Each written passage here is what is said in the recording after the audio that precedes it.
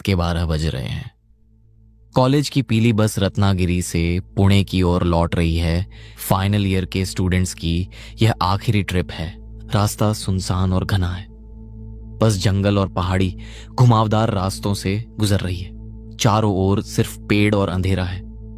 हवा की हल्की सरसराहट और कभी कभी शाखों का टूटकर गिरना एक अजीब सी बेचैनी पैदा कर रहा है। बस की पिछली सीटों पर अब कोई शोर नहीं है। दिन भर की ट्रिप के बाद सब थके हुए हैं। पिछली एक सीट पर सनी और शीतल साथ बैठे हैं, एक ही हेडफोन में धीमा गाना सुनते हुए। शीतल की आंखें बंद हैं, सनी सीट से सिर टिकाए हुए हैं। कॉलेज ट्रिप की मस्ती अब थकान में बदल चुकी है। सामने वाली सीट पर राहुल चुपचाप बैठा है, सीट से टिके हुए, जैसे किसी भी पल नींद आ जाएगी। खिड़की वाली पीछे की सीट पर मनोज बैठा है। बस पहाड़ी रास्तों पर धीरे धीरे आगे बढ़ रही है।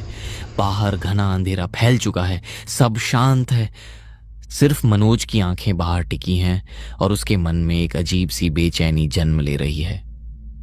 आगे की सीट पर प्रिंसिपल विजय सर बैठे हैं, जो बार बार अपनी घड़ी देख रहे हैं। उनके ठीक पीछे टीचर काजल मैडम बैठी है, जो थोड़ा चिंतित लग रही है क्योंकि सूरज ढल चुका था और वे अभी भी जंगल के बीच में हैं। बस की स्टीयरिंग थामे ड्राइवर रामू मामा के माथे पर पसीने की बूंदें थीं। रामू मामा पिछले 20 सालों से गाड़ियां चला रहे थे, लेकिन आज उनके हाथ कांप रहे थे। तभी विजय सर ने कड़क आवाज में कहा, मामा बस की रफ्तार थोड़ी बढ़ाओ, अंधेरा बहुत हो गया है। रामू मामा ने रियर व्यू मिरर में विजय सर को देखा और दबी आवाज में बोले, साहब यह काली घाटी है, यहाँ रफ्तार नहीं किस्मत काम आती है। दुआ करो बस यहाँ न रुके। पीछे बैठा राहुल, जो स्वभाव से थोड़ा डरपोक था, उसने यह सुन लिया और कहा, मामा तुम ऐसे क्यों बोल रहे हो? तभी एक जोरदार झटका लगा। इंजन ने एक अजीब सी घुरघुराहट की और बस का सन्नाटा चीरते हुए वह खामोश हो गई। हेडलाइट्स बुझ गईं और बस जंगल के बीचों बीच खड़ी हो गई। तभी काजल मैडम ने घबरा कर पूछा, अब क्या हुआ मामा? बस क्यों रोक दी? रामू मामा ने पीछे मुड़कर कहा, लगता है रेडिएटर फट गया, तुम सब लोग बस के अंदर ही रहना। तभी सनी, जो ग्रुप का सबसे निडर लड़का, वो खड़ा हो गया और कहा, अरे मामा हम चेक करते हैं ना, शायद धक्का लगाने से स्टार्ट हो जाए। तभी रामू मामा लगभग चिल्ला पड़े, नहीं, मैंने जो कहा है वही करो, नीचे कोई नहीं उतरेगा, ये कोई आम जंगल नहीं है। उनकी आवाज में ऐसा डर था कि पूरी बस शांत हो गई। रामू बच्चों को डराओ मत, मैं प्रिंसिपल हूँ और मैं कहता हूँ कि हम बाहर जाकर खुली हवा में सांस लेंगे, यहाँ गर्मी से दम घुट रहा है। विजय सर ने दरवाजा खोला और नीचे उतर गए। उनके पीछे पीछे मनोज, सनी, काजल मैडम और राहुल भी उतर गए। शीतल बस के दरवाजे पर ही खड़ी रही। बाहर का माहौल बेहद डरावना था। हवा एकदम रुकी हुई थी। जंगल से झींगुरों की आवाज इतनी तेज थी कि कानों में चुभ रही थी। रामू मामा भी नीचे उतरे। उनके हाथ में एक लोहे की रॉड थी। उन्होंने सबको पास बुलाया और कांपती आवाज में कहा, मेरी बात ध्यान से सुनो, इस जंगल में एक चीज रहती है, छलावा। छलावा मतलब भूत? भूत नहीं, वह बहरूपिया है। वह तुम्हारी आवाज चुरा लेता है। वह तुम्हारे दोस्तों जैसा दिखता है और अगर तुम अकेले हो तो अपने असली रूप में आता है। इसीलिए अंधेरे से कोई तुम्हारा नाम पुकारे या तुम्हारा दोस्त तुम्हें जंगल के अंदर बुलाए तो मत जाना। जब तक तुम उस इंसान को छू न लो, भरोसा मत करना। विजय सर ने हताशा में सिर हिलाया और झुंझलाकर कहा, रामू ये सब बातें बाद में करना, पहले गाड़ी ठीक करो। आधा घंटा बीत गया। नेटवर्क गायब था। मनोज को पेशाब लगी। वह बस से थोड़ी दूर जाने लगा। तभी सनी ने कहा, भाई कहाँ जा रहे हो? मनोज ने कहा, अरे यार जरा हल्का होकर आता हूं, मैंने थोड़ा ज्यादा पानी पी लिया। सनी ने चेतावनी दी। ठीक है, लेकिन ज्यादा दूर मत जाना। हाँ भाई यही हूं। 2 मिनट बाद झाड़ियों के पीछे से मनोज की आवाज आई, अरे सनी इधर आ ना यार, देख यहाँ क्या मिला है। सनी आगे जाने ही वाला था कि शीतल ने उसका हाथ पकड़ लिया। तभी सनी ने पूछा, क्या हुआ? अब क्या दिखा इसे? शीतल ने धीरे से कहा, उसकी आवाज में गूंज नहीं है सनी। और मनोज तुझे कभी यार नहीं बोलता, वह तुझे हमेशा ब्रो बोलता है। सनी रुका। उसने ध्यान से सुना।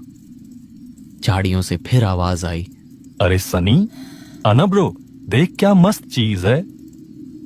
इस बार उसने ब्रो बोला था, जैसे उसने उनकी बातें सुन ली हो और अपनी गलती सुधार ली हो।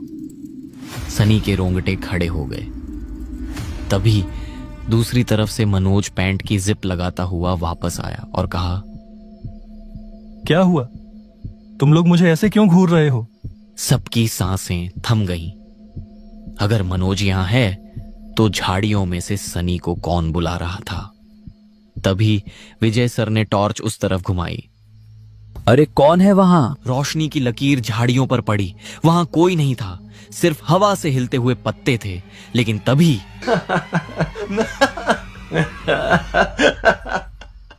एक हंसी सुनाई दी। वह हंसी बिल्कुल मनोज जैसी थी। तभी विजय सर घबराए हुए कहते हैं, चलो चलो, सब बस में चलो। अब उनका तर्क और विज्ञान अब डर के आगे घुटने टेक रहा था। लेकिन रामू मामा बस के नीचे कुछ ठीक कर रहे थे। तभी काजल मैडम ने कहा, मामा जल्दी बस के अंदर आओ। बस के नीचे से रामू मामा की आवाज आई। बस हो गया मैडम, 2 मिनट। 5 मिनट बीत गए, रामू मामा बाहर नहीं आए। तभी सनी कहता है, सर, मैं नीचे जाकर देखता हूँ। सनी ने हिम्मत जुटाकर धीरे धीरे झुककर बस के नीचे झांका। अंधेरा इतना घना था कि कुछ भी साफ नहीं दिख रहा था। एक पल के लिए ऐसा लगा जैसे कोई वहां से उसे घूर रहा हो। उसका गला सूख गया और लड़खड़ाती आवाज में उसने घबरा कर कहा, सर, यहाँ तो कोई नहीं है। सनी जैसे ही बस में जाता है तभी ड्राइवर की सीट पर रखा रामू मामा का फोन बजा। रिंगटोन सन्नाटे में गूंज उठी। स्क्रीन पर घर लिखा था और उसी पल बस की छत पर कुछ भारी चीज के गिरने की आवाज आई। धड़ाम! पूरी बस हिल गई। शीतल रो पड़ी। छत पर कोई चल रहा था।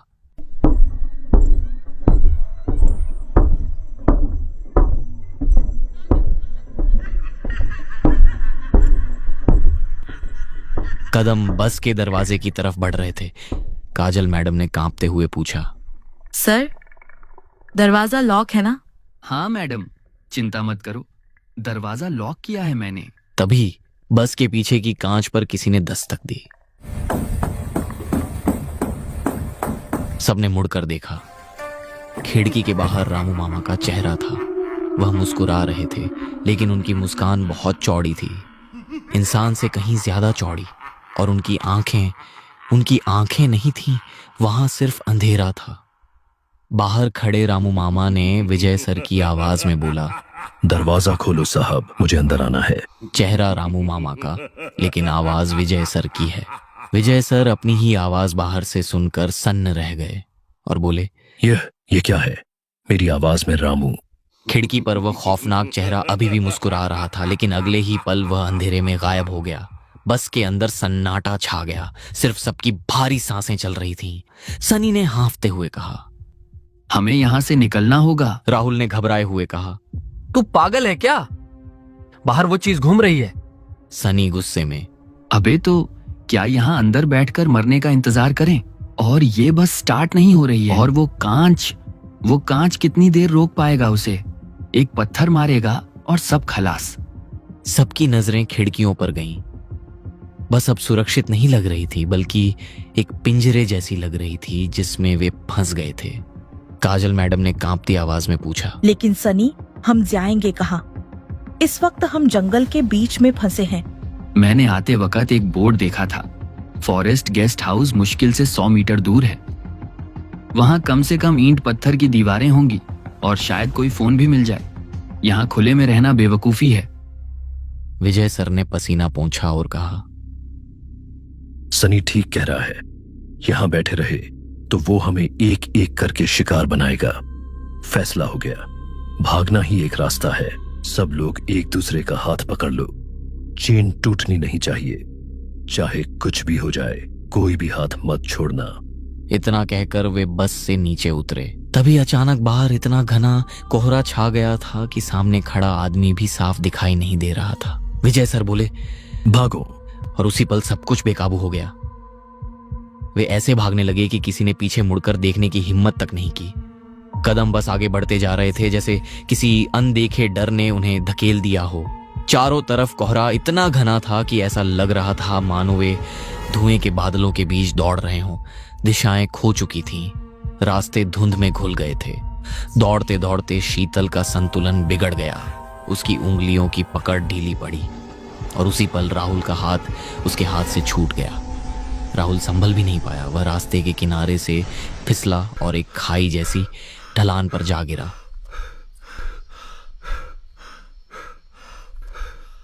राहुल जैसे तैसे खुद को संभालता है और चारों ओर देखने लगता है। चारों तरफ घना जंगल है और हर ओर गहरा अंधेरा फैला हुआ है। जंगल की घनी खामोशी जैसे उसके कानों पर हथौड़ा की तरह गिर रही है। राहुल के कदम लड़खड़ा रहे हैं, सांसें तेज हो चुकी हैं। हर कदम के साथ उसे लग रहा है कि कोई उसके बिल्कुल पीछे चल रहा है। लेकिन जब वह पलटकर देखता, कुछ नहीं। तभी अचानक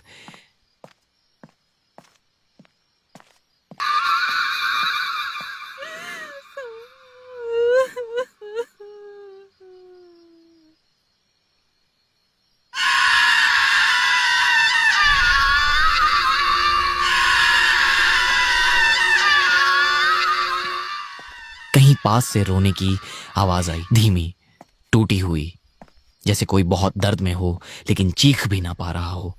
राहुल वहीं रुक गया। उसके पैर जमीन में गड़ गए। दिल इतनी जोर से धड़क रहा था कि उसे लगा अब फट जाएगा। कांपते होंठों से उसने हिम्मत जुटाई और बोला, कौन है? कोई है क्या?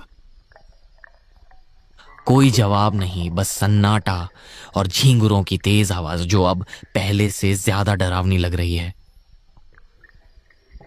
राहुल ने सूखा गला निगला और आगे बढ़ने लगा। हर कदम जैसे किसी अनदेखे खतरे की तरफ जा रहा हो। सनी, कहाँ हो भाई? मुझे बचा लो। उसकी आवाज जंगल में गूंजकर वापस उसी पर गिर पड़ी, लेकिन जवाब कुछ भी नहीं। तभी उसे अपने ठीक ऊपर पेड़ के पत्तों में सरसराहट सुनाई दी, जैसे कोई भारी चीज एक डाल से दूसरी डाल पर कूदी हो। राहुल का दिल जोर से धड़का। उसने डरते डरते अपनी नजरें ऊपर की ओर घुमाई और जो उसने देखा उससे उसका खून जम गया। जमीन से करीब 20 फीट ऊपर एक मोटी काली डाल पर एक औरत बैठी है। उसने सुर्ख लाल रंग की साड़ी पहन रखी थी, लाल साड़ी पहने हुए, सिर पूरी तरह पल्लू से ढका हुआ। हवा चल रही थी, पत्ते हिल रहे हैं, लेकिन वो परछाई बिल्कुल नहीं हिली। राहुल की रूह कांप उठी। उसके मुंह से ऐसी चीख निकली कि पूरी घाटी गूंज उठी। वही चीख दूर भाग रहे सनी, विजय सर, काजोल मैडम, शीतल और मनोज तक पहुंची। ये तो राहुल की आवाज है। सनी, सुबह होने तक हम कुछ नहीं कर सकते। फॉरेस्ट गेस्ट हाउस तो आ ही गया है। चलो गेस्ट हाउस चलते हैं और सुबह का इंतजार करते हैं।